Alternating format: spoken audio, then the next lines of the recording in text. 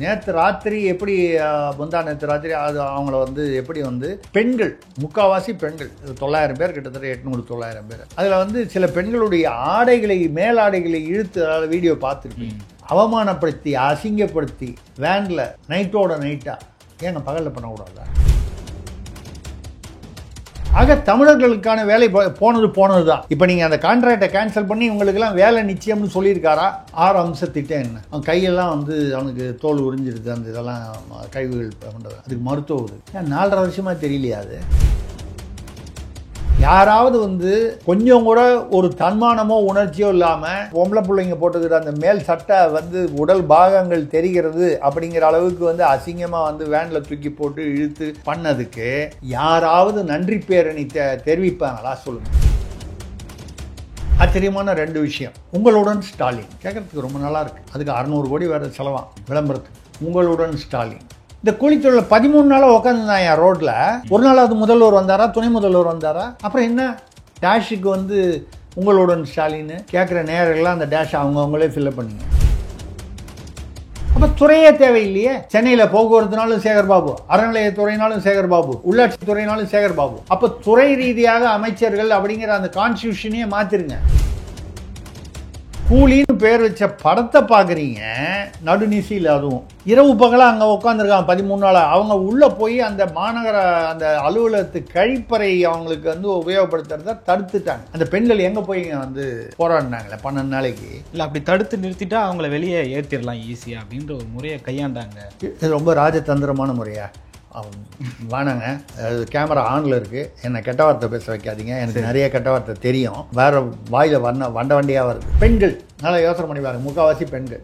இதை விட ஒரு கொடுங்கோல் ஆட்சி இருக்க முடியுமா? இதை போய் நீங்கள் அரசியல் தந்திரம் என்று சொன்னால் வரும்போது வாசலில் நீங்கள் வந்து செருப்பு அவுத்து வைக்க சொல்லிட்டீங்க. ரெண்டாவது, என்னுடைய செருப்புக்கு நான் மரியாதை கொடுக்க விரும்புகிறேன்.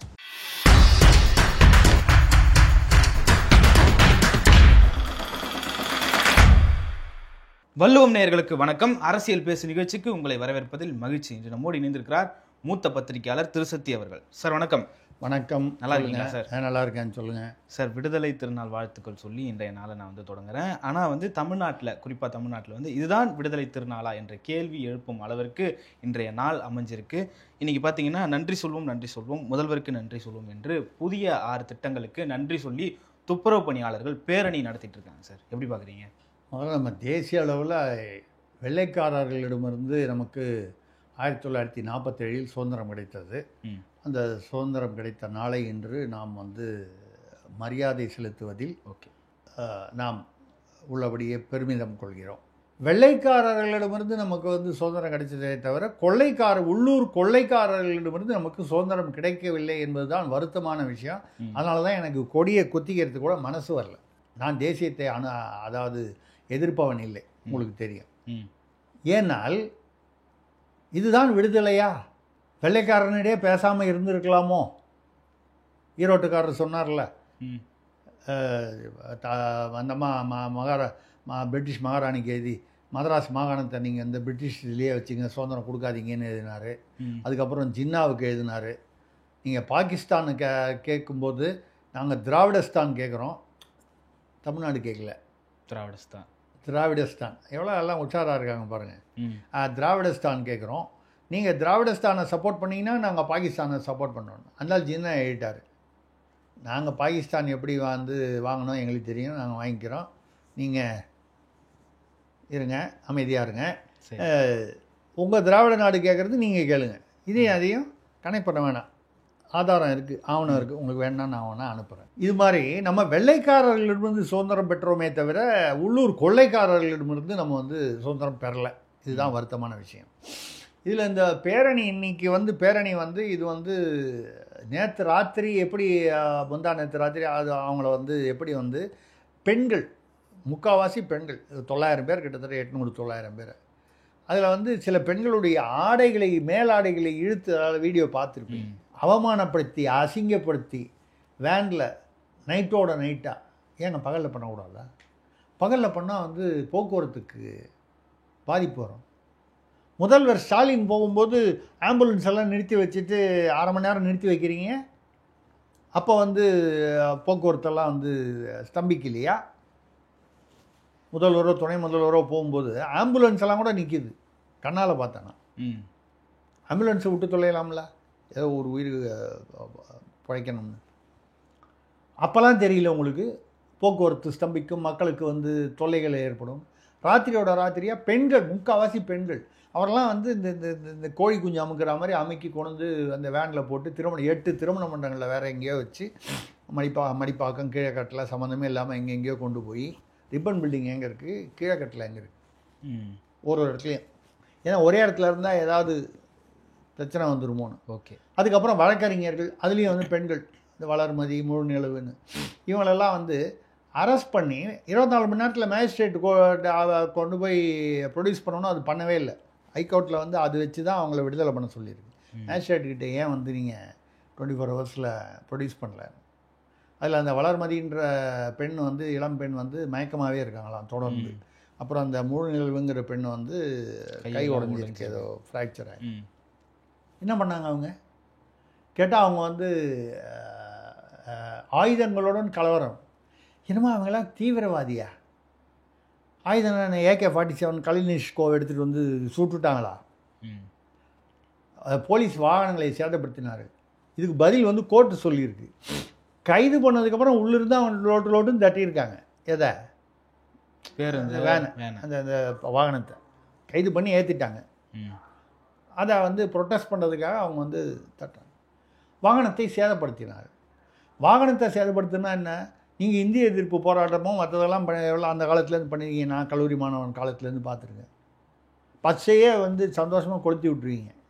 திமுக செஞ்சது சொல்கிறேன். அரசு சொத்துக்கள்லாம் வந்து பில்டிங்லாம் கல்லெடுத்து அடித்து கொளுத்தி விட்டு கண்ணாடியை உடச்சி இப்படி எதாவது பண்ணாங்களா? ரிப்பன் மாளிகையில் 12 நாளாக 13 நாளாக நடந்துச்சு. ஏதாவது ஒரு கல் விழுந்துதா? இப்போ கலவரன்றீங்க, ஆயுதம்ன்றீங்க, நைட்டோட நைட்டாக பெண்களை கூட்டுது. சார் ரைட்டு, இது ஒரு பக்கம் பண்ணிங்க. அதுக்கப்புறம் வந்து இப்போ வந்து பேரணி, இன்றைக்கி வந்து நன்றி பேரணி. அவங்க என்ன கேட்டாங்க? நீங்கள் இதில் கொடுத்துட்டீங்க, தனியார் ராம்கிங்கிற ஏதோ அது ஏதோ ஆந்திர திராவிட நிறுவனம்னு சொல்கிறாங்க. அது இது திராவிடஸ்தான் தானே. இது தமிழ்நாடுன்னு இது ஏதோ பேர் தான் வச்சாங்களே தவிர இது தமிழ்நாடு தமிழருக்கு இல்லை. தமிழர் என்ற போர்வையில் இருக்கும் மற்றவர்களுக்கு தான் இங்கே தமிழ்நாடு. அது ரைட்டு, அதுதான் அப்படி ஆகிப்போச்சு தலைவிதி. நீங்கள் அதை வந்து நீங்கள் என்ன பண்ணியிருக்கணும்? இவங்களுக்கு அந்த கான்ட்ராக்டை கேன்சல் பண்ணிட்டீங்களா? இல்லை. இவனை வேலையை விட்டு எடுத்தீங்களா? இவனை திருப்பி வேலைக்கு எடுக்க போகிறீங்களா? ஏதாவது கொடுத்துருக்கீங்களா வாக்குறுதி? இல்லை. அவன் என்ன சொல்கிறான்? 40 வயசுக்கு மேலானா வேலைக்கு சேர்க்க மாட்டான்றான். எல்லோரும் ஒரு 10-15 வருஷம் சர்வீஸ் போட்டவங்க. ஆவரேஜாக பார்த்தீங்கன்னா சராசரியாக 40 வயசுக்கு மேலே இருப்பாங்க. 40, 42, 40. அப்போ எடுக்க மாட்டான். எவ்வளோ பேர் எடுக்க மாட்டான்னா, இப்போ எவ்வளோ பேர் இங்கேருந்து இவங்க வந்து ரிமூவ் பண்ணுறாங்களோ அதில் ஏறத்தாழ 75-80% பேர் வந்து அவன் வேலைக்கு சேர்க்க மாட்டான். அப்போ எங்கேருந்து சேர்ப்பான்? அவன் வடநாட்டிலேருந்து தான் கொண்டு வருவான், இல்லை அவன் ஆந்திராவிலேருந்து எங்கேருந்தோ. ஆக மொத்தம் தமிழ்நாட்டுக்குள்ளே இல்லை. தமிழர்களின் வேலையை பறித்து அதை ஒரு தனியார் நிறுவனம் மூலமாக யாருக்கோ கொடுக்கிறீர்கள். அவன் பான்பீடாக்காரன்னு சொல்லுங்கள், ஆந்திராவிலேருந்து வரட்டும், ஐயா ஓங்கோல்லேருந்து கூட வர வச்சிங்கய்யா. ஆக தமிழர்களுக்கான வேலை போனது தான்.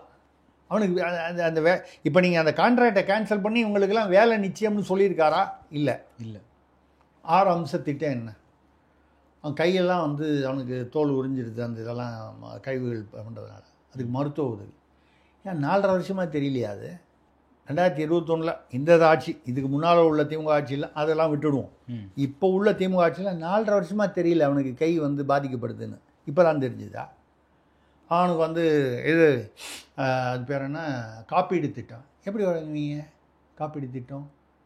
அவன் தனியாரில் அங்கே போயிட்டான்ல, கொஞ்சம் பேர் அதில் போகிறான்னு வச்சுப்போம், ஒரு 25% முன்ன பண்ண இருக்கலாம், அங்கே போகிறான். அந்த காப்பீடு யார் கொடுக்கணும்? அந்த தனியார் தான், முதலாளி தான் கொடுக்க முடியும். அரசு எப்படி கொடுக்க முடியும்? சரி, அரசு கொடுக்குதுன்னா ஏற்கனவே அதிமுகவில் வந்து 10 ஜோனில் கொடுத்தாங்க அவங்க இருக்கும்போது. இது நம்ம ஏதோ திமுகவை மட்டும்தான் விமர்சனம் பண்ணணும் இல்லை, அப்போ இருக்கும்போது அவங்களும் தனியார் கொடுத்துட்டாங்க. அப்போ அவன் கேட்பான்ல, இந்த ராம்கீயில் இருக்கிறவனுக்கெல்லாம் நீ இன்சூரன்ஸ் வேலை பார்க்குறவனுக்கெல்லாம் இன்சூரன்ஸ் கொடுக்குற அரசு செலவு இல்லைன்னா எனக்கு ஏன் கொடுக்கலன்னு அந்த 10 ஜோனில் யார் வந்து கான்ட்ராக்ட் எடுத்துருக்கானோ, எத்தனை கம்பெனியோ அத்தனை பேரும் கேட்பான்ல. இப்போ தனியார் கம்பெனி முதலாளி கான்ட்ராக்ட் எடுப்பான், 271 என்னமோ 271 கோடியோ என்னமோ வருஷத்துக்கு சொல்கிறாங்க. அதில் 30% கமிஷன் என்று பேசப்படுகிறது. ஓகே. கமிஷன் இல்லாமல் எதுவுமே நடக்காதுங்கிறது தெரிஞ்சுக்கிறதுக்கு ஒரு பெரிய அரசியல் அறிவே வேண்டியதில்லை. பர்சன்டேஜ் வேணால் தெரியாமல் இருக்கலாம். ரைட்டு, அதெல்லாம் வந்து இப்படி தான் அப்படின்னு முடிவு பண்ணுவோம்.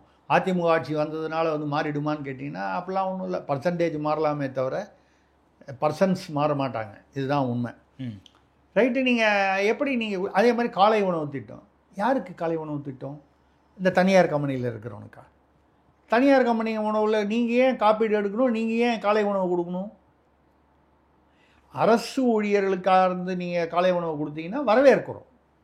நீங்கள் வேலையில் அவனை ரிமூவ் பண்ணவனை திருப்பியும் வேலைக்கு சேர்த்துக்கிறீங்களா சேர்த்துக்கலையா?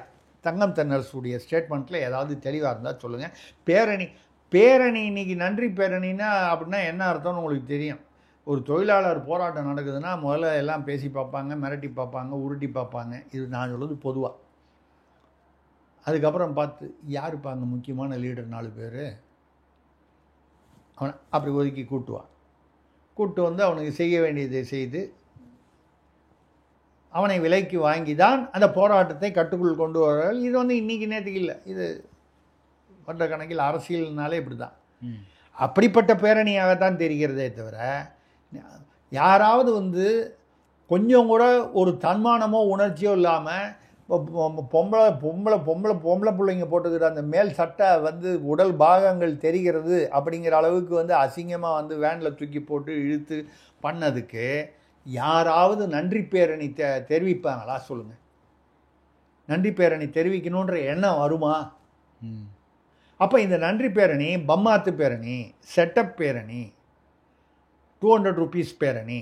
200 rupeesனால் நான் சொல்கிறது அந்த மாதிரி காசு கொடுத்து சில பேரை செட்டப் பண்ணி, இல்லை மிரட்டி, காசு கொடுத்தும் பண்ணலாம், இல்லை மிரட்டியும் பண்ணலாம். ரெண்டும் மோசம்தான். மிரட்டி பண்ணாலும் மோசம். ஓகே, சரி. இதெல்லாம் பண்ணும்போது இதெல்லாம் நடந்தது. ஆச்சரியமான 2 விஷயம். உங்களுடன் ஸ்டாலின் கேட்குறதுக்கு ரொம்ப நல்லா இருக்குது. அதுக்கு 600 கோடி வேறு செலவாம் விளம்பரத்துக்கு. எவ்வளோ? 600 கோடி. உங்களுடன் ஸ்டாலின் இந்த கூலித்தொழில் 13 நாளாக உட்காந்துருந்தான் என் ரோட்டில். ஒரு நாளாவது முதல்வர் வந்தாரா, துணை முதல்வர் வந்தாரா? அப்புறம் என்ன டேஷுக்கு வந்து உங்களுடன் ஸ்டாலின்னு கேட்குற நேரெல்லாம் அந்த டேஷ் அவங்களே ஃபில்லப் பண்ணிங்க. அப்போ என்ன உங்களுடன் ஸ்டாலின்னு கேட்குறேன். அப்போ நீங்கள் வந்து சரி ரைட்டு. முதல்வர் என்ன பண்ணிக்கிட்டு இருந்தார்? கூலி படம் பார்த்துட்டு இருந்தார். ரஜினிகாந்த் பார்த்துட்டு படம் நல்லாயிருக்கு. இப்படி தான் முன்னால் அவர் பையன் நடித்த மாமன்னன் படத்தை பார்த்துட்டு உதயநிதி சிறப்பாக நடித்திருக்கிறார், அவரை பாராட்டின்னு. ஏங்க நீங்கள் முதல்வரா இல்லை சினிமா பிஆர்ஓவா? சினிமாவில் தான் பிஆர்ஓ வச்சு மார்க்கெட்டிங் பண்ணுவாங்க. அப்புறம் சில விமர்சகர்களை வந்து தானாக சில விமர்சனங்கள் எழுதுவார்கள். சில பேர் இவங்களா வந்து ஆகா ஓகோன்னு எழுதி வச்சு கொஞ்சம் பில்டப் கொடுத்து படம் ஓட வைக்கிறதுக்காக பண்ணுவாங்க. ரைட்டு, ரஜினி படம் தானாகவே ஓடலாம். அதை பற்றி நம்ம அந்த படத்துடைய தரத்தை பற்றி நம்ம எதுவும் பேசலை. கூலின்னு பேர் வச்ச படத்தை பார்க்குறீங்க நடுநிசையில், அதுவும் இரவு பகலாக அங்கே உட்காந்துருக்காங்க 13 நாளாக. அவங்க உள்ளே போய் அந்த மாநகர அந்த அலுவலகத்து கழிப்பறை அவங்களுக்கு வந்து உபயோகப்படுத்துறத தடுத்துட்டாங்க. அந்த பெண்கள் எங்கே போய் வந்து போராடினாங்களே 12 நாளைக்கு. இல்லை, அப்படி தடுத்து நிறுத்திட்டா அவங்கள வெளியே ஏற்றிடலாம் ஈஸியாக அப்படின்ற ஒரு முறையை கையாண்டாங்க. இது ரொம்ப ராஜதந்திரமான முறையா? வேணாங்க, அது கேமரா ஆனில் இருக்குது. என்னை கெட்ட வார்த்தை பேச வைக்காதீங்க. எனக்கு நிறைய கெட்ட வார்த்தை தெரியும். நான் பேசுகிறது இல்லைன்றது வேறு, அதனால் தெரியாதுன்னு அர்த்தம் இல்லை. வேறு வாயில் வண்ட வண்டியாக வருது. ஓகே, என்னங்க நியாயம்? அப்போ தான் வெளியே போவான்றதுனால வந்து அவனுக்கு சாப்பாடு கிடையாது, அவனுக்கு கழிப்பறை கூட. அப்போ மனிதாபிமானம்? அப்போ ஆட்சி நிர்வாகம்னா மனிதாபிமானமே கிடையாதுன்னா நீங்கள் மற்றவங்க ஆட்சியில் இருக்கும்போது எவ்வளோ பேசுனீங்க? இதே இந்த தூய்மை பணியாளர்கள் வந்து அங்கே இருக்கும்போது அவங்களோட போய் டீ குடிச்சிங்களா? அந்த ஆட்சியில் வந்து அவங்க ஒன்றும் போகக்கூடாதுன்னு சொல்லலையே. சிறுநீர் கழிப்பதற்கு கூட அவர்களுக்கு வந்து கழிப்பறை வசதிகள் வந்து பயன்படுத்தக்கூடாதுன்னு. அவன் எங்கே போய் ரோட்டில் போய் பண்ணுவான்? அவன் பெண்கள் நல்லா யோசனை பண்ணி பாருங்க, முக்கால்வாசி பெண்கள். இதை விட ஒரு கொடுங்கோல் ஆட்சி இருக்க முடியுமா? இதை போய் நீங்கள் அரசியல் தந்திரம் என்று சொன்னால், உள்ளே வரும்போது வாசலில் நீங்கள் வந்து செருப்பு அவுத்து வைக்க சொல்லிட்டீங்க. ரெண்டாவது என்னுடைய செருப்புக்கு நான் மரியாதை கொடுக்க விரும்புகிறேன். அதுக்கு மேலே வேறு வார்த்தை சொல்ல முடியல என்னால். என்னங்க அது, கழிப்பறை கூட வந்து அவங்கள மறுநாளைக்கு நேற்று கொண்டு எல்லாத்தையும் பிடிச்சி கொண்டு போய் 8 இடத்துல போட்டீங்க. அதில் வழக்கறிஞர்கள், சட்டம் படித்த மாணவிகள் வந்திருக்காங்க, அவங்களுக்கு ஏதோ உதவி பண்ணுறதுக்கு. அவங்கள பிடிச்சி உள்ளே போகிறீங்க. நீங்கள் தான் வந்து பாசிச ஆட்சி அப்படின்னு அந்த ஆட்சி இந்த ஆட்சி மற்றவங்கள பார்த்து பேசணுங்க. இதை விட கொடுங்கோல் ஆட்சி வேறு ஒன்றும் இருக்கவே முடியாதுங்க. சரி, இப்போவும் வந்து இந்த 6 அம்ச திட்டம் சொன்னீங்களே, இது ஏதாவது உருப்படியான திட்டம்னா என்னை பொறுத்த வரைக்கும் இது எல்லாமே பம்மாத்து திட்டம். அவங்களுக்கெல்லாம் வந்து கல்வி, உயர்கல்வி. யாருக்கு உயர்கல்வி? நீங்கள் அவங்கள வேலையை விட்டு எடுத்துட்டீங்க. அவன் தனியார் கம்பெனியில் அவனை சேர்த்துக்கலாம், சேராமல் இருப்பதற்கு, சேர்த்துக்காமல் இருக்கிறதுக்கு வாய்ப்பு இருக்குது. இதுக்கப்புறம் அவங்களுக்கு எப்படி நீங்கள் எதை கணக்கு பண்ணி எந்த அடிப்படையில் அவங்களுக்கு கல்வி ப்ரொவைட் பண்ணுவீங்க? இப்போ தனியார் கம்பெனி வந்து உங்கள்கிட்ட கான்ட்ராக்ட் எடுத்த கம்பெனி, அது ராம்கியோ, அது பேர் சுக்கியோ, அது பேர் என்ன கம்பெனியோ, அந்த கம்பெனியில் வேலை பார்க்குற ஊழியர்களுடைய பசங்களுக்கெல்லாம் நீங்கள் கல்வி திட்டம் கொடுக்கணுன்னா, தமிழ்நாட்டில் தனியார் கம்பெனி இந்த தூய்மை பணியில் மட்டும் இல்லை, எத்தனையோ தனியார் கம்பெனி எல்லா துறையிலையும் இருக்குது. உங்களால் கொடுக்க முடியுமா? இவங்க என்ன பண்ணுவாங்க, இவங்களே என்ன பண்ணுவாங்க, அந்த மாதிரி ஒரு திட்டம்னு இந்த திட்டம் தப்புன்னு சொல்லி இவங்க ஆள்லேயே ஒரு ஆளை வந்து ஒரு ஹைகோர்ட்டில் ஒரு ரிப்ரடிஷன் போட சொல்லி நிறுத்திடுவாங்க. வழக்கமான ஒரு பாணி. இதில் எனக்கு என்ன புரியலன்னா, ரிப்பன் மாளிகைக்கு எதிரில் உயர்நீதிமன்றமுமே சில சமயங்களில் வினோதமாக நடந்து கொள்கிறது. அந்த கொரோனா சமயத்திலேயோ இல்லை வந்து அந்த வெள்ள சமயத்திலேயோ வந்து இந்த தூய்மை பணியாளர்கள் இல்லைன்னா இன்னும் நாறி போயிருக்கும். அந்த நன்றி விசுவாசம் வேண்டாமா? அவங்களுக்கு வந்து நீங்கள் வந்து அப்படியே லட்சமாக போனஸாக கேட்குறான். 23,000 ரூபா சம்பளத்தில் அந்த வேலையை விட்டு எடுக்காத, தனியாரில் அவன் சேர்த்துப்பான், சேர்த்துக்காமல் இருப்பான், அப்படியே சேர்த்துக்கிட்டாலும் 16 17 கொடுக்குறான். இவ்வளோதானே கேட்குறான். அது கணக்கு பார்த்தா ஒரு 50 கோடி ரூபா கூட வராது போல இருக்கு. செலவு அவனுக்கு சம்பளம், அவன் கேட்குற சம்பளத்துக்கு மேலே கொடுத்தாலே 23,000ங்கிறது 30,000 கொடுத்தாலே அவ்வளோதான் வருது. ரெண்டாவது எல்லாத்தையுமே இப்போ விமான நிலையம் மாதிரி ஒரு பெரிய ஒரு விஷயம், மெயின்டெனன்ஸு, அதை வந்து தனியார் கொடுத்துட்டாங்க. ஆமாங்க, அதெல்லாம் கொஞ்சம் முதலீடு பண்ணி அவங்க பண்ணுவாங்க. அப்புறம் டோல் ரூட் அதெல்லாம் தனியார் கொடுத்துட்டோம். இப்போ இவங்க மாநில அளவில் ரோடு பெருக்கிறது, அதான் தூய்மை பணியாளர். இப்படி ஒன்றா நீங்கள் வந்து எல்லாத்தையுமே நீங்கள் கொடுத்துருக்கீங்க. அதுக்கப்புறம் அடுத்தது வந்து என்ன பண்ணுவீங்க, ஆர்டிஓ ஆஃபீஸில் லைசன்ஸ் கொடுக்குறது இனிமேல் தனியார்ட்டு கொடுத்துருக்கீங்க, அரசு இல்லை. அடுத்தது இதுக்கப்புறம் இப்படி ஒரு துறை. ஏற்கனவே ரோடு போடுறதெல்லாம் கான்ட்ராக்டில் போட்டாச்சுன்னா, இப்போ பிடபிள்யூடியில் என்ன வேலை, நெடுஞ்சாலைத்துறையில் என்ன வேலை, கான்ட்ராக்ட் கொடுக்குறதும் கமிஷன் வாங்குறது மட்டும்தான் வேலை செய்கிறது அந்த கான்ட்ராக்டரோட வேலை. அப்போ தனியாரிடம் அரசையும் மக்களுடைய உழைப்பையும் விற்பது யார்? திராவிட முன்னேற்ற கழக அரசு. இதை வந்து இவங்க மட்டும்தான் பண்ணாங்கன்னு நான் சொல்லலை, மறுபடியும் சொல்கிறேன். ஏற்கனவே 10 சோன் வந்து அதிமுக பீரியட்லேயே கொடுத்துருக்காங்க. அதையும் சேர்த்து தான் நான் விமர்சிக்கிறேன். ஓகே சார், அது தனியார்கிட்ட கொடுத்தா தான் அது தரமாகவும் சுத்தமாகவும் இருக்குன்னு சொல்லிட்டு நம்புகிறாங்களோ? அப்போது அரசுன்னா அது வந்து கேவலமாக இருக்கும், மோசமாக இருக்கும், அழுக்காக இருக்கும், கந்தையாக இருக்கும் அப்படிங்கிறத அரசு ஒத்துக்குமா? முதல்வர் விட்டு ஒரு அறிக்கை கொடுக்க சொல்லுங்கள். அரசு வந்து இதெல்லாம் பண்ணால் தூய்மையாக இருக்காது, தூய்மை பணி செய்யும் அளவுக்கு இந்த அரசுக்கு திறமை இல்லை, நிர்வாக திறமை இல்லை. அரசு பணியாளர்கள் ஏங்க, எந்த அரசு பணியாளர்கள் நீங்கள் கழட்டி அனுப்புகிறீங்களோ அதில் ஏதோ ஒரு பகுதி 75% சேர்றான், இல்லை 50% சேர்றான், ஏதோ ஒன்று. இவன் தானே அங்கேயும் போய் வேலை செய்கிறான். அவனால் அதை வந்து சுத்தமாக இந்த தமிழ்நாட்டை வந்து சாலைகளையோ வந்து இது இப்போ பொது இடங்களையோ வைக்க முடியும்னா, அது ஏன் அரசு பணியில் இருக்கும்போது அவனால் வைக்க முடியல? தனியார்கிட்ட இருக்கும்போது அவனால் வந்து அது செய்ய முடியுது. அதே ஆள் அரசு பணியில் இருந்து, அப்போ அது யாருடைய குற்றம்? அவனுடைய குற்றம் இல்லை, அரசுடைய குற்றம் தானே. நிர்வாகத்திறன். இங்கே வந்தால் வேலை செய்யாமல் சம்பளம் வாங்கலாம், அங்கே போனால் வேலை செஞ்சு சம்பளம் வாங்கணுங்கிறத உருவாக்கியது யார்? நான் சொல்கிறது வந்து திமுக அதிமுக என்ற திராவிட மாடல் அரசு இல்லை, எந்த அரசு காரணமோ அந்த அரசு. நம்ம திருப்பி திருப்பி 2 கட்சியை சொல்கிறதுனா சமீபத்தில் இந்த 50 வருஷத்தில் 55 வருஷத்தில் இவங்க தான் வந்து 50-60 வருஷத்தில் மாறி மாறி ஆட்சி பண்ணியிருக்காங்க. ஏன் அரசியா அப்போ எல்லாத்தையுமே தனியார்ட்ட கொடுத்தா அப்போ அரசு எது இருக்கு? ஆட்சியையும் தனியாரிடம் கொடுத்து விடுவோம். இப்போவே அதான் பேர் தான் அரசே தவிர திமுக காரம் பண்ணால் எதுவுமே குத்தம் கிடையாது.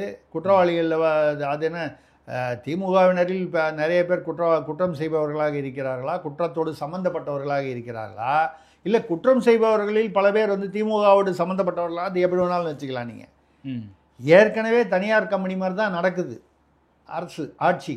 ஓகே, இன்னும் நீங்கள் எல்லாத்தையும் தனியார்கிட்ட கொடுத்துட்டீங்கன்னா அப்புறம் அரசு எதுக்கு? 10 நீங்கள் அதெல்லாம் கொடுத்துருவீங்க. 270 கோடி ரூபா வருஷத்துக்குன்னு சொல்லி அதில் வந்து 30% கமிஷன் வாங்கிடுவீங்க. 10 லட்சம் கோடி கடன் வந்து தமிழ்நாட்டு மக்கள் தலையில். என்னையா நியாயம் அது? நீங்கள் சினிமா பார்த்துக்கிட்டு இருப்பீங்க. நான் என்ன சொல்கிறேன், பேசாமல் முதல்வருக்கு பணி ஓய்வு கொடுத்து அவரால் உடம்பு முடியல இருக்கலாம். வயதானவர் 70 வயசு ஆயிடுச்சுன்னா ஒவ்வொருத்தருக்கும் ஒரு மாதிரி உடம்பு இருக்கலாம். சில பேர் 90 வயசு நல்லா இருப்பாங்க, சில பேருக்கு 50 வயசு 60 வயசுலேயே முடியாது. அவரை பேசாமல் நீங்கள் வந்து ஒரு சென்சார் போர்டு தலைவர் ஆக்கிடலாம்ல.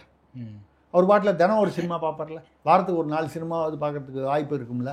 ஓகே, அதை நீங்கள் வச்சு பண்ணிட்டீங்கன்னா அவரும் சந்தோஷமாக இருப்பார், தமிழ்நாடும் சந்தோஷமாக இருக்கும், மக்களும் சந்தோஷமாக இருக்கும். சார் நீங்கள் வந்து சொல்லியிருந்தீங்க முதல்வருக்கு உடம்பு முடியல அதனால் ஓய்வு எடுக்கட்டும்னு சொல்லியிருந்தீங்க. ஆனால் முதல்வர் சொல்லியிருக்காரு ஒரு மாவட்ட செயலாளர் கூட்டத்தில், நான் ஓய்வு எடுக்க மாட்டேன், என்கிட்ட எல்லாரும் ஓய்வெடுங்கன்னு சொல்கிறாங்க, ஓய்வு எடுக்க மாட்டேன், நான் மட்டும் இல்லை நீங்களும் ஓய்வு எடுக்கக்கூடாது, இந்த தமிழ்நாட்டினுடைய உழைப்புக்கு நாம் எல்லாரும் உறுதுணையாக இருக்கணும்னு சொல்லியிருக்காரு. எந்த மாதிரி உழைப்பு?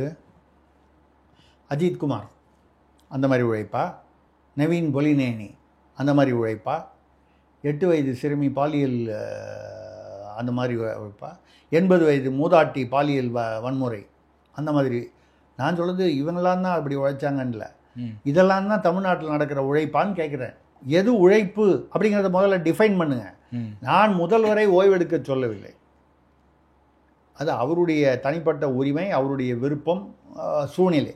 நம்ம சொல்கிறது என்னென்னா, நீங்கள் சினிமாவாக நீங்கள் இங்கே ரோம் பற்றி எறியும் போது நியூரோ ஃபிடில் வாசிச்சார், அது உண்மையாக பொய்யா, அது ஒரு இது உண்டு, ஒரு வழக்கமான பழமொழியாக சொல்லுவாங்க, சொலவடை. ஆனால் அதே மாதிரி நீங்கள் இங்கே கூலி தொழிலாளர்கள் வந்து 12 நாளாக இருக்காங்க, அவங்கள பிடிச்சி வேனில் போட்டுட்ருக்காங்க, அங்கே சினிமா பார்த்துட்டு இருக்கீங்கன்னா. அன்றைக்கி காமராசர் வந்து வருஷம் புரோட்டோகால் படி வந்து மலர் கண்காட்சி ஊட்டியில் திறந்து வைக்கிறதுக்காக போனார் அவர் முதல்வராக இருக்கும்போது. அப்போ திமுக எதிர்கட்சி என்ன போஸ்டர் ஓட்டினீங்க? கும்பு எரியுது, குடல் கருகுது, காமராசரே குழு ஊட்டி ஒரு கேடா எதுனீங்களா? வருஷம் இன்னி வரைக்கும் ஊட்டி மலர் கண்காட்சி தமிழ்நாட்டு முதல்வர் யார் முதல்வரோ, எடப்பாடியோ இவரோ ஜெயலலிதாவோ கருணாநிதியோ எம்ஜிஆரோ யார் இருந்தாங்களோ அவங்க தான் வந்து திறந்து வைக்கிறாங்க. இது புரோட்டோகால். அன்றைக்கி அவர் போனார், அன்றைக்கி ஓட்டினீங்கல்ல. இப்போ நம்ம கேட்கலாம்ல, கூலி தொழிலாளர்கள் வந்து தெருவில் வந்து அவர்களை வந்து நாய் வண்டி மாதிரி அந்த போலீஸ் வேனில் ஏற்றி வந்து அவரை அசிங்கப்படுத்தி அவமானப்படுத்தி பெண்களை கொண்டு போய் எங்கேயோ 8 இடத்துல அடைச்சி வச்சுருக்கீங்க. அன்று இரவு வந்து நடுநிசி காட்சிகளில் நீங்கள் வந்து தனியாக காட்சி போட்டு நீங்கள் வந்து கூலி படத்தை பார்த்து விட்டு ரஜினிகாந்தை பாராட்டுகிறீர்கள். அன்றைக்கி புரோட்டோகால் பிரகாரம் பண்ணது. இது அப்படி இல்லை. நீங்கள் இதுவே போய் கூலி தொழிலாளர்களுக்கு உங்களுடன் ஸ்டாலின் சொல்லி போய் அவங்க வந்து 1/2 மணி நேரம் உட்காந்துட்டு இதெல்லாம் கேட்டுட்டு பண்ணீங்க. சரி ரைட்டு. இதில் KN நேருன்னு ஒருத்தர் இருந்தார், அவர் என்னங்க ஆனார்? அவர் தானே உள்ளாட்சி நிர்வாக அமைச்சர், அவரு கீழே தானே வருது. ஆமாம், மாநகராட்சி நகராட்சி எல்லாம். அவர் ஏன் சத்தத்தையே காணோம்? சேகர் பாபு ஏன் போய் நெகோசியேட் பண்ணார்? அதை சொல்லுவீங்க. அவர் வட சென்னையில் மூத்த அமைச்சர், சென்னையில் மூத்த அமைச்சராக இருக்கார். மா சுப்பிரமணியம் இல்லையா மூத்த அமைச்சர்னா? நிறைய தாடி வந்தால் தான் மூத்த அமைச்சரா? இல்லை தெரியல, எனக்கு கேட்குறேன்.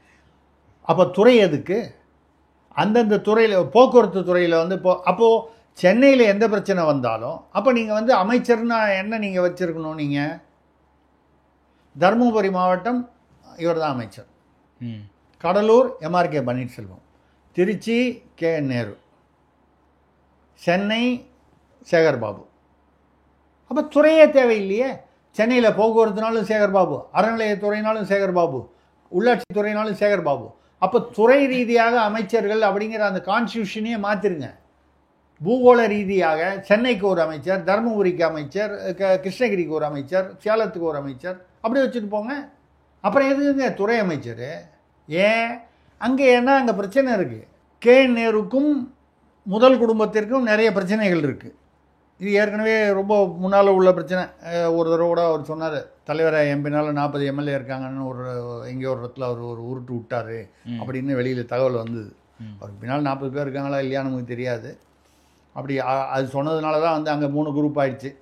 கே நேரு குரூப் ஒன்று, திருச்சி சிவா குரூப் ஒன்று, அன்பில் மகேஷ் ஒன்று. அது இருக்குது, தெரியல யாருக்கு பின்னால் எவ்வளோ எம்எல்ஏங்கிறதெல்லாம் எல்லாம் வந்து அவங்கவுங்க சொல்கிறது தான். எனக்கு பின்னால் தமிழ்நாடே நிற்கிறது அப்படின்னா, தமிழ்நாட்டுக்கு முன்னால் போய் நின்றுட்டு எனக்கு பின்னால் தமிழ்நாடு நிற்கிறதுன்னு யார் வேணாலும் சொல்லலாம், நீங்களும் சொல்லலாம். தமிழ்நாடு மேப்பை பின்னால் போட்டுட்டு எனக்கு பின்னால் தமிழ்நாடே இருக்கிறது சும்மா அது பில்டப் தானே கொடுக்கலாம், அதெல்லாம் வேறு விஷயம். நான் என்ன சொல்கிறேன்னா, ஏன் வந்து கே நேரு ஆரம்பத்திலிருந்து நெகோசியேஷனில் அவர் தானே போயிருக்கணும். ஆமாம், பேச்சுவார்த்தைக்கு துறை சார்ந்த அமைச்சர் அவராக போயிருக்கணும். அவரோடு நீங்கள் சேகர்பாபுவையும் இணைத்து அனுப்பிச்சிருந்தா பரவாயில்ல. இப்போ வந்து சேகர்பாபு அமைச்சது காரணம் அவர் வட சென்னை, அதனால். அப்போ தென் சென்னை யார் தான் மாசு அனுப்புவீங்களா? உதாரணமாக கேட்குறேன், புரியுது. இல்லை வேற ஒரு ஊராக இருந்தால் அந்த ஊர் அமைச்சர். அப்போ அந்த துறைக்குன்னு இருக்கிற அமைச்சருக்கு என்னையா வேலை? அந்த துறையில் எடுக்கக்கூடிய முடிவுகள் நாளைக்கு யாருக்கிட்ட போகணும்? அந்த கோப்பு யாருக்கிட்ட போகும்? இப்போ நீங்கள் ஒரு முடிவு எடுக்கிறீங்க, அந்த முடிவு யாருக்கிட்ட போகும்? இந்த துறை அமைச்சர் தானே. அப்போ அந்த துறை அமைச்சருக்கு எந்த அதிகாரமும் இல்லை. அதிகாரம் வேறெங்கோ இருக்கிறது. சேபா இல்லை சேபா, புரியுமா அப்படின்னா உங்களுக்கு? சேபா செந்தில் பாலாஜி, சேபா சேகர்பாபு, இப்படி ஒரு 2-3 பேர் முதல்வரை சுற்றி, முதல்வர் குடும்பத்தை சுற்றி ஒட்டி இருப்பவர்கள், முதல்வர் குடும்பத்துக்கு மிகவும் நெருக்கமாக இருக்கக்கூடிய இந்த எஸ்பிக்கள். செந்தில் பாலாஜினாலும் எஸ்பி தான், சேகர்பாபுனாலும் எஸ்பி தான். அப்போ அவங்களுக்கு தான் எல்லா பவரும். அப்படின்னா 32 அமைச்சர்களை கலைச்சிருங்கன்ற. போதும், 4 அமைச்சர் போதும். உங்களுக்கு யார் வேணுமோ குடும்பத்துக்கு நெருக்கமோ அவங்கள வச்சுங்க. பாக்கி பேர்லாம் ரிலீஸ் பண்ணி எல்லாரும் எம்எல்ஏ சட்டமன்றத்தில் வந்து உட்காந்து ஜோராக கை தட்டுங்க பார்ப்போம். இதில் வந்தால் சொல்லுவேன், இந்த ஸ்கூல்லலாம் சின்ன பசங்களாம் ஜோராக கை தட்டுங்கன்னு, அந்த மாதிரி வச்சுங்க எம்எல்ஏலாம். சேகர்பாபு வந்ததுனால 13 நாள் வந்து 3 நாளில் முடிஞ்சிருக்க வேண்டிய அந்த போராட்டம் வந்து 13 நாள் ஆனது காரணமே சேகர்பாபு தான். ஓகே. அந்த நிருபர்களிடம் வந்து அவர் பேசுகிற விதம் வந்து என்ன, நாங்கள் ஒன்றும் வாக்குறுதியெலாம் எங்கே கொடுத்தோம்? கொடுக்கலையே. இருக்குங்கய்யா, வாக்குறுதியில் 44ஆம் பக்கத்தில் 281வது பாயிண்டில் நீங்கள் வந்து பணி நிரந்தரம் பண்ணுறேன், தூய்மை பணியாளருக்கு எழுதி கொடுத்தது இருக்குது. இல்லைன்னு பொய் சொல்கிறதுக்கும் எதுக்குங்க ஒரு அமைச்சர்? அதுவும் வந்து அவர் பேசுகிற விதமும் வந்து ஒரு பஞ்சாயத்து பண்ணுற பொருள் ஆள் வந்து எப்போவுமே என்ன பண்ணணும், ஒரு ஆதரவாக பேசணும், தன்மையாக பேசணும். நீங்கள் போராட்டக்காரர்கள்ட்டையும் அப்படி பேசணுன்னு தான் தெரியல. தெரிஞ்சிருந்தால் 3-4 நாளில் முடிச்சிருக்கலாமே. அப்போ சேகர்பாபுக்கு இந்த போராட்டம் வந்து சீக்கிரம் அடங்கி விடக்கூடாதுன்னு அவருக்கு ஏதாவது காரணம் இருக்கா நமக்கு தெரியல. வெளியில் என்னென்னமோ பேசுகிறாங்க. அவருக்கு பிரியமான சில விஷயங்களை வந்து யாரோ வந்து கடத்திக்கிட்டு போயிட்டாங்க. அவருக்கு பிடித்தமான, நான் சொல்ல வந்து புரிஞ்சிருப்பீங்கன்னு நினைக்கிறேன், அவருக்கு பிடித்தமான சில விஷயங்களை வந்து வேறு யாரோ வந்து அதை வந்து அவங்க வந்து கொண்டு போயிட்டாங்க. இப்போ அவருக்கு ஏதோ ஒரு இந்த பகுதியில் வந்து இப்போ ஒரு ஆளை பிடிக்கும் அப்படின்னா அந்த அந்த அந்த மாதிரி சொல்கிறேன், இந்த பதவியை இந்த ஆளுக்கு கொடுக்கணும்னு அவருக்கு பிடித்தமான ஒரு விஷயம். அவர் போக்கில் அவரை விடவில்லை. ஓகே, அப்படிங்கிற மாதிரி எதோலாம் பேசுகிறாங்க. நமக்கு அதோடைய விவரங்கள் தெரியல, அதெல்லாம் நமக்கு வேண்டியதும் இல்லை. நம்ம ஆட்சியை மட்டும் பார்ப்போம், காட்சியை பார்க்க வேண்டியதில்லை. காட்சி கன்றாவியாக தான் இருக்கும், அது நமக்கு தெரியும், அது வேண்டாம். இந்த வகையில் நீங்கள் வந்து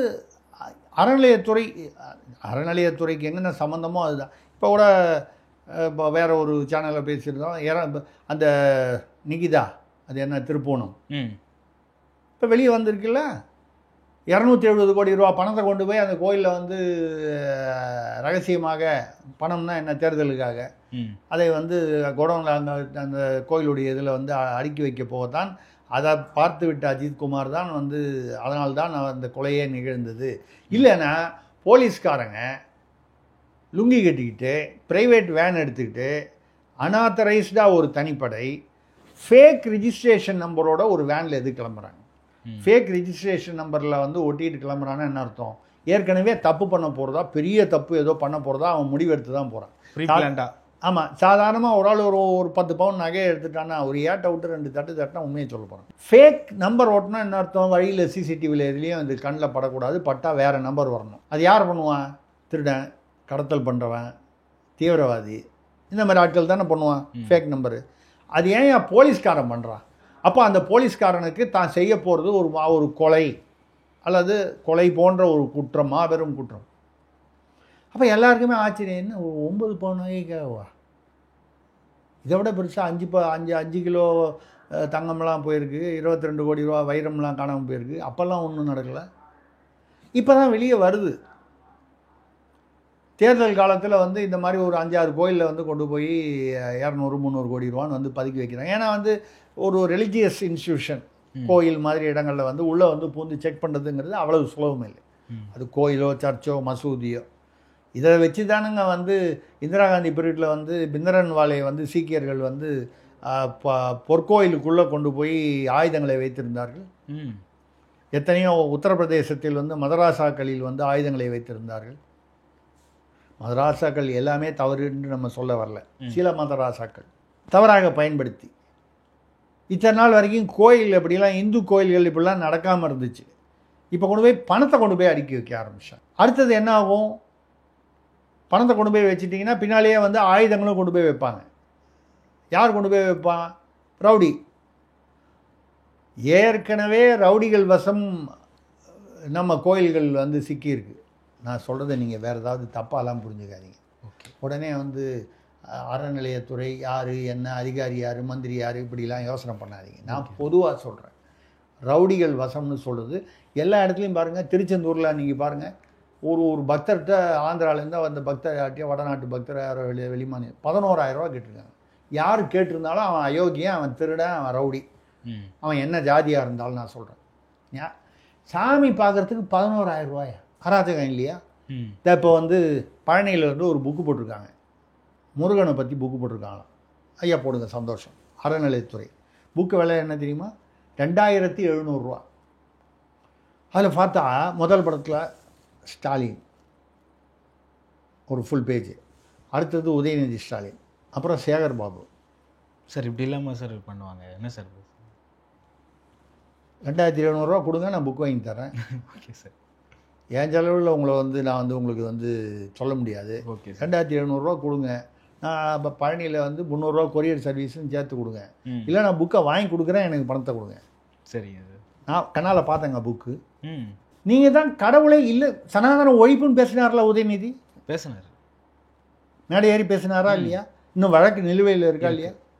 அப்புறம் என்ன இதுக்கு வந்து நீங்கள் வந்து முருகரை பற்றி புக்கு போடும்போது அதில் ஸ்டாலின் படம் எதுக்கு, உதயநிதி எந்த அரசியல்வாதி படமுமே எதுக்கு? முருகரை பற்றி போட்டிங்கன்னா அந்த கோயில் பழனி கோயிலை பற்றி போடுங்க, பழனி போகரை பற்றி போடுங்க, அந்த சித்தர்களை பற்றி போடுங்க, அந்த கோயிலுடைய சிறப்பு பற்றி போடுங்க, இல்லை வேறு அறுபடை வீடுகளை மற்ற கோயில்களை பற்றியும் போடுங்க. அது வந்து ஒரு டூரிசம்க்கு ஒரு இதுவாக இருக்கட்டும். அதுவே வந்து தமிழ்லையும் போடுங்க, இங்கிலீஷ்லேயும் போடுங்க. ஏன்னா வெளிமாநிலக்காரர்கள் அதை படித்து நீங்கள் போஸ்டர் ஓட்டி இப்போ கூட வரும்போது பார்த்தேன், திராவிட ஆழ்வார் ஜெகத் ரட்சகன், அவர் ஆழ்வார் மையம்னு ஒன்று வச்சுருக்காரு. அது உண்மைதான். அது என்ன திராவிட ஆழ்வார்?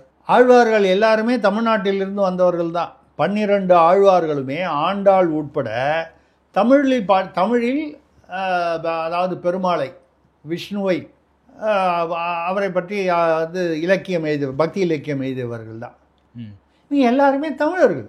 அதில் திராவிட ஆழ்வார், இந்த தமிழன்ற பேரே சொல்ல விட மாட்டாங்க இவன்.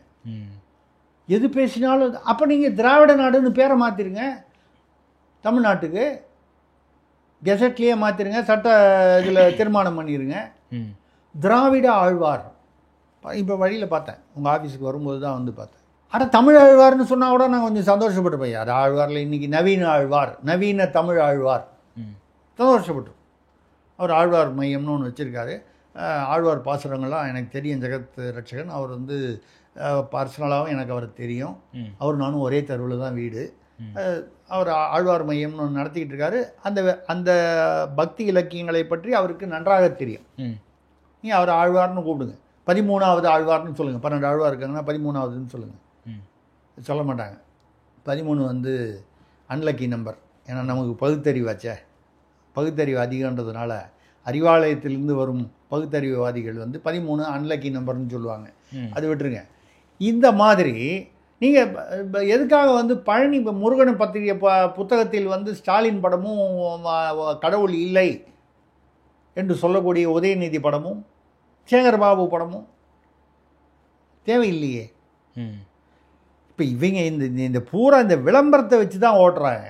இப்போவும் வந்து இன்றைக்கி இப்போ எதுக்கு சொல்ல வரேன்னா, நீங்கள் இந்த பேரணி கேட்டிங்களே, இந்த பேரணியுமே ஒரு வகை விளம்பரம் தான். எப்படிங்க செருப்பால் அடித்து நேற்று வரைக்கும் அவனை வந்து 13 நாள் வந்து சொல்லக்கூடாது, பெண்கள் கழிவறைக்கு கூட போக முடியாமல் அவர்களை வந்து துன்புறுத்தி விட்டு அவர்களுடைய ஆடைகளை அவிழ்த்து அப்படின்னு சொல்கிற அளவுக்கு அதை வந்து அவங்ககிட்ட வந்து ஒரு முரட்டுத்தனமாக நடந்து கொண்டு அவங்கள கொண்டு போய் 8 இடத்துல சிறையில் வச்சு 10 மணி நேரத்துக்கு அப்புறம் வெளியே விட்டு இதெல்லாம் பண்ணிவிட்டு மறுநாளைக்கு வந்து நன்றி ஊர்வலம் போவாங்கன்னு சொன்னால் இதை போய் இதை நம்புனா நம்ம எவ்வளவு கேனையன்னு நம்மளை நினைக்கிறாங்க. நடப்பு கால அரசியல் குறித்து விவாதத்துக்கு நன்றி சார். மற்றும் ஒரு காலையில் சந்திப்போம். நன்றி. மிக்க நன்றி. வணக்கம்.